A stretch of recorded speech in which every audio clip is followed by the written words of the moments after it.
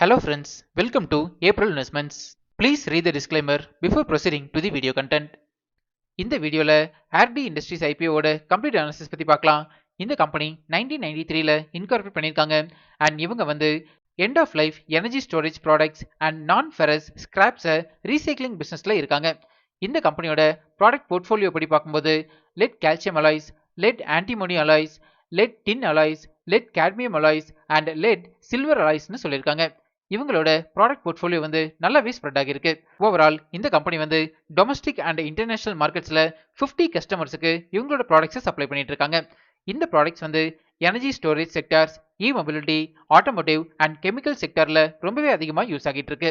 அதுலயும் ரீசெண்ட் டைம்ஸ்ல இவி மொபிலிட்டி வந்து ரொம்பவே அதிகமாக பெனிட்ரேட் ஆகிட்டு இருக்கிறதுனால இந்த கம்பெனியோட ஃபியூச்சரும் நல்லாவே இருக்கும்னு புரிஞ்சுக்கலாம்.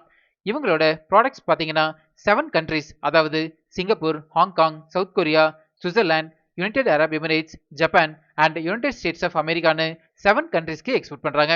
இது வந்து இந்த கம்பெனிக்கு பாசிட்டிவான அப்டேட்டா நான் பார்க்குறேன். அண்ட் இந்த கம்பெனிக்கு ஆந்திர பிரதேஷ் ரீஜன்ல மேனுஃபேக்சரிங் யூனிட் இருக்கு. லாஸ்ட் ஃபினான்ஷியல் இயர்ல இந்த கம்பெனில மோர் தென் 850 இன்ஜினியர்ஸ் ஒர்க் பண்ணிட்டு இருக்காங்க. Next product wise business revenue பத்தி பார்க்கலாம். ஃபினான்ஷியல் இயர் 26ல பார்க்கும்போது பியூர் லெட் ப்ராடக்ட்ஸ்ல இருந்து 56.47% ஆஃப் ரெவன்யூஸ் வந்திருக்கு.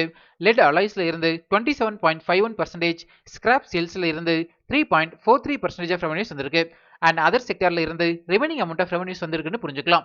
ஓவரால் இந்த கம்பெனியோட மேஜர் ப்ராஃபிட் வந்து பியூர் லெட் ப்ராடக்ட்ஸ்ல இருந்து தான் ஜென்ரேட் ஆகிட்டு இருக்குதுன்னு புரிஞ்சுக்கலாம். இந்த கம்பெனியோட ப்ராடக்ட் போர்ட்ஃபோலியோ வந்து ஸ்ட்ராங்கா டெவலப் ஆகிட்டு இருக்கு. நெக்ஸ்ட் ஃபினான்ஷியல் இன்ஃபர்மேஷன் பத்தி பார்க்கலாம். இந்த கம்பெனியோட assets, total income, profit after tax, EBITDA, net worth, reserves and surplus free cash flow வந்து இயர் கேட்டகரியில ஸ்ட்ராங்கா டெவலப் ஆகிட்டு இருக்கு. ப்ராஃபிட் ஆஃப்டர் டாக்ஸ் வந்து ஃபினான்ஷியல் இயர் 26ல 84.68 crores அளவுக்கு மெயின்டைன் பண்றாங்க. அண்ட் நெட் வர்த் பார்க்கும்போது 147.38 crores அளவுக்கு மெயின்டைன் பண்றாங்க. டோட்டல் பாரோயிங்ஸ் வந்து இயர் கேட்டகரியில இன்க்ரீஸ் ஆகிறது ஸ்லைட் நெகட்டிவ் பாயிண்டா இருந்தாலும் ஓவரால் ஃபினான்ஷியல் இன்ஃபர்மேஷன் வந்து பாசிட்டிவா இருக்குதுன்னு புரிஞ்சுக்கலாம்.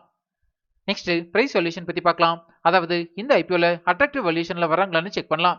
இந்த பிரைஸ் வேல்யூஷன் கால்குலேட் பண்றதுக்கு நம்ம யூஸ் பண்ற ஒன் ஆஃப் தி மெத்தட் வந்து price to earnings ratio calculation. ஒரு ஸ்டாக்கோட PE ரேஷியோ கால்குலேட் பண்றதுக்கு 2 இன்புட்ஸ் தேவைப்படும். இதுல ஃபர்ஸ்ட் இன்புட் வந்து ஐபிஓ பிரைஸ். இந்த ஐபிஓவோட லோயர் பிரைஸ் பேண்ட் 50 ரூபீஸ்னு சொல்லியிருக்காங்க. அண்ட் ஹையர் பிரைஸ் பேண்ட் வந்து 53 ரூபீஸ் பெர் ஷேர்னு சொல்லியிருக்காங்க. இது வந்து டிபெண்டபிள் மெயின் போர்டு ஐபிஓ அப்படிங்கிறதுனால ஹையர் பிரைஸ் பேண்டை நம்ம கன்சிடரேஷனுக்கு எடுத்துக்கலாம். அண்ட் செகண்ட் இன்புட் வந்து ஏர்னிங்ஸ் பெர் ஷேர். இந்த இபிஎஸ்னா என்ன, இதோட அப்ளிகேஷன் என்ன அப்படிங்கிற டீடைல்டு வீடியோ நம்ம சேனல்ல நான் ஆல்ரெடி பப்ளிஷ் பண்ணியிருக்கேன். அந்த வீடியோவை இதோட என் கார்டு அண்ட் டிஸ்கிரிப்ஷன்ல தரேன், நீங்க ரெஃபர் பண்ணிக்கோங்க. இந்த கம்பெனியோட ஏர்னிங்ஸ் பெர் ஷேர் வந்து இயர் கேட்டகரியில ஸ்ட்ராங்கா டெவலப் ஆகிட்டு இருக்கு.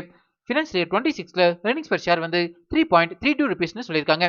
இந்த ரெண்டு இன்புட்ஸை யூஸ் பண்ணி ஸ்டாக்கோட PE ரேஷியோ கால்குலேட் பண்ணீங்கன்னா 15.96 வரும். இப்போ லெட் மேனுஃபேக்சரிங் அண்ட் ரீசைக்ளிங் பிசினஸ்ல இருக்கிற இண்டஸ்ட்ரி ஆவரேஜ் PE ரேஷியோ வந்து 33.63ன்னு சொல்லியிருக்காங்க. இண்டஸ்ட்ரி ஆவரேஜ் PE ரேஷியோட பார்க்கும்போது ஸ்டாக் PE ரேஷியோ வந்து கம்மியாக தான் இருக்கு. இந்த ரீசன்னால அட்ராக்டிவ் வேல்யூஷன்ல வராங்கன்னு புரிஞ்சுக்கலாம். நெக்ஸ்ட் ஃபண்டமெண்டல் பாராமீட்டர்ஸ் பத்தி பார்க்கலாம். இந்த கம்பெனியோட ரெவன்யூ ஃப்ரம் ஆபரேஷன்ஸ் வந்து இயர் கேட்டகரியில ஸ்ட்ராங்கா டெவலப் ஆகிட்டு இருக்கு. அண்ட் பேட் மார்ஜின் பாத்தீங்கன்னாலும் இயர் கேட்டகரியில ஸ்ட்ராங்கா டெவலப் ஆகிட்டு இருக்கு. ஃபினான்ஷியல் இயர் 26ல 7.25% அளவுக்கு பேட் மார்ஜின் மெயின்டைன் பண்ணியிருக்காங்க. அண்ட் ஃபண்டமெண்டல் பாராமீட்டர்ஸ் ஆன return on net worth RONW percentage வந்து ஃபினான்ஷியல் இயர் 26ல 57.46% மெயின்டைன் பண்றாங்க. And return on capital employed ROCE வந்து 44.26% அளவுக்கு மெயின்டைன் பண்றாங்க. ஜெனரலா இந்த ரெண்டு பாராமீட்டர்ஸுமே 15%க்கு மேல இருந்தாலே ஃபண்டமெண்டலி ஸ்ட்ராங் கம்பெனின்னு நான் சொல்லியிருக்கேன்.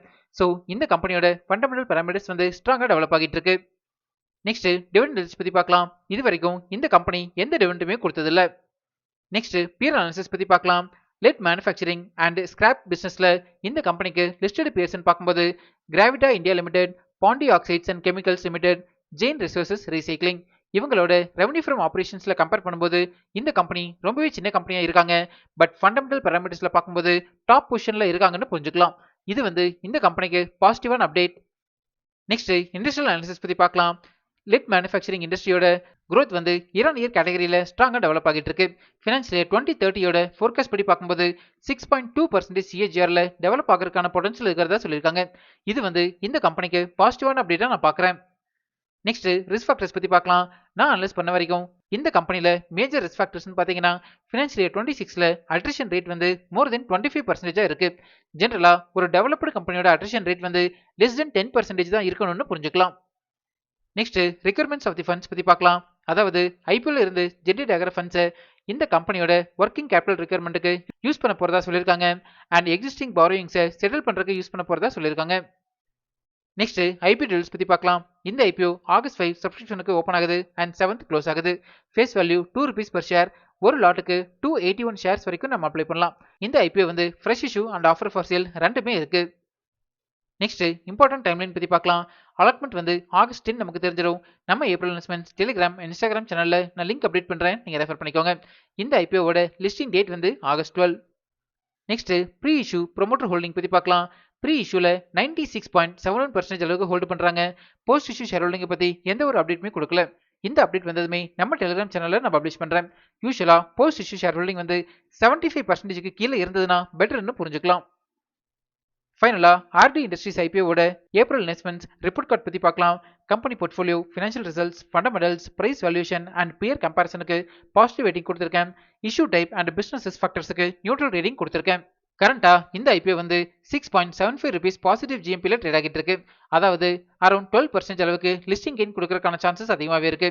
பட் இந்த ஜிஎம்பி வேல்யூ வந்து நிஃப்டி 50யோட ஃபிளக்சுவேஷன்ஸ்க்கு ஏற்ற மாதிரி மாடிஃபை ஆகும்னு புரிஞ்சுக்கலாம்.